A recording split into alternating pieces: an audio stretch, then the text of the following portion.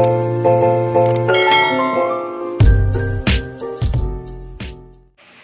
everyone! Today I'm gonna show you how to make tuna fish ball. This is all our ingredients. We need 1 can of tuna, 1/4 cup of grated carrots, 1 minced onion, 3 cloves of minced garlic. I use parsley, but sometimes I use spring onion. And I use half a cup of all-purpose flour and half a cup of cornstarch and 1 tablespoon of baking powder and 1 egg and 1/3 cup of water. Let's start with our canned tuna.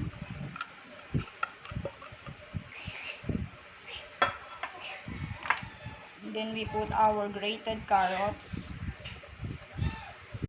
our garlic, onion, and parsley.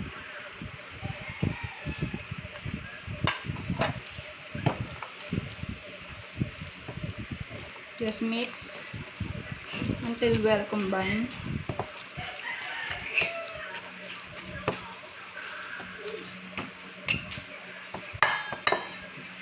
Then our egg.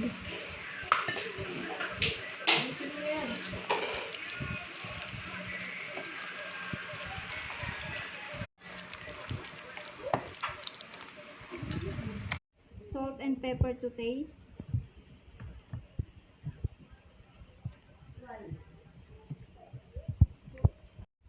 Just mix.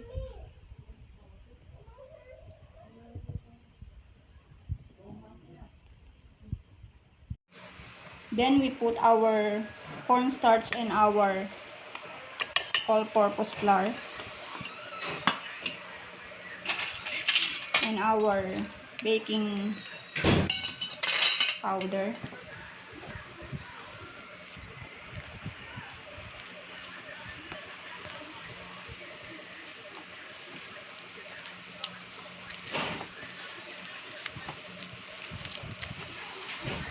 Just mix. Titingnan natin yung texture niya kung gaano karaming tubig yung kailangan natin. If we need adjust the water.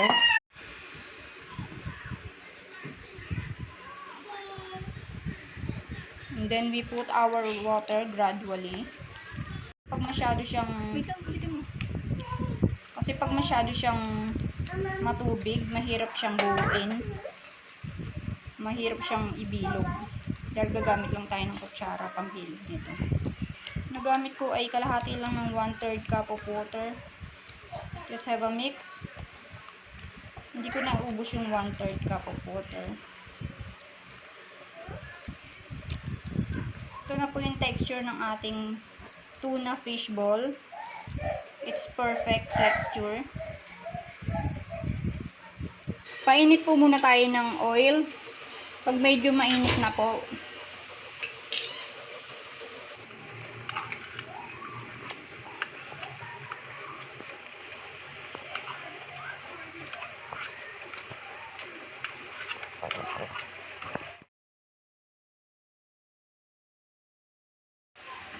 ready na po yung ating tuna fish ball.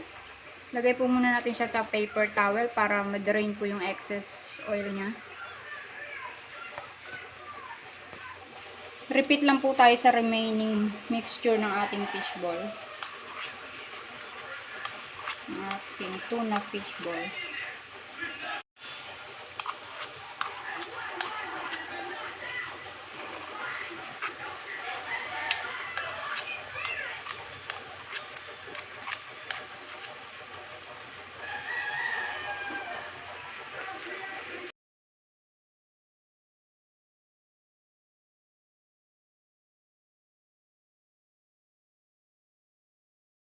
Okay na po yung ating second batch.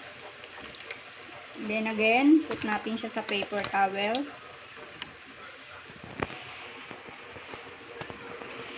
Marami rin po tayong magagawa sa ating tuna fish ball. Pang second batch pa lang po natin to. Last batch na po natin to, mga kapatid sa pagluluto. Tiyaga lang po tayo sa bilog ng ating tuna fishball. Hindi naman po siya mahirap. Mukha lang siyang mahirap. Minsan nahuhulog siya. Pero let's continue lang.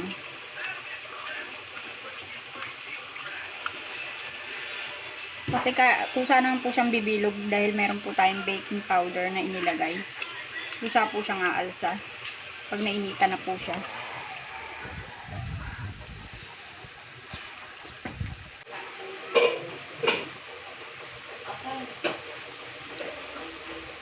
For our sauce po, patay po muna yung apoy yan. 2 cups of water,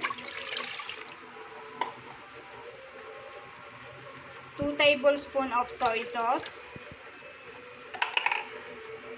1/2 cup of brown sugar, 2 tablespoons of cornstarch, minced onion, minced garlic, 3 po yung garlic, 1 medium size ng onion, isa lang po yung nilagay kong chili, optional po yung ating chili. Mix lang po natin siyang maigi. Make sure po na wala na siyang buo-buo bago natin buksan yung ating kalan. Ito na po yung ating sauce ng fishball. Tunaw na po yung ating cornstarch. Turn on the heat. Yung sakto lang po, hindi po malakas. Medium heat. Then, keep on stirring.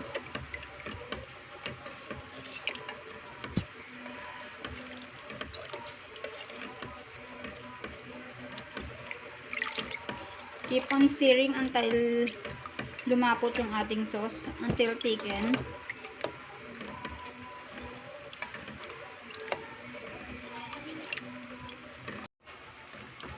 At least simmer po siya.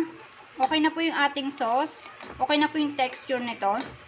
Kasi po pag lumamig, lalapot pa po siya. Turn off the heat.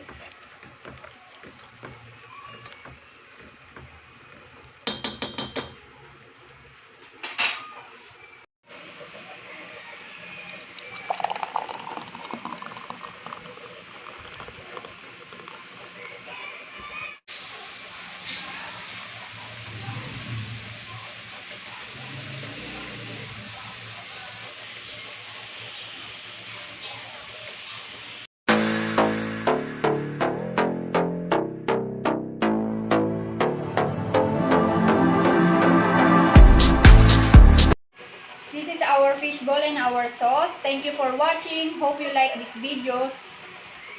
See you on my next video. Bye!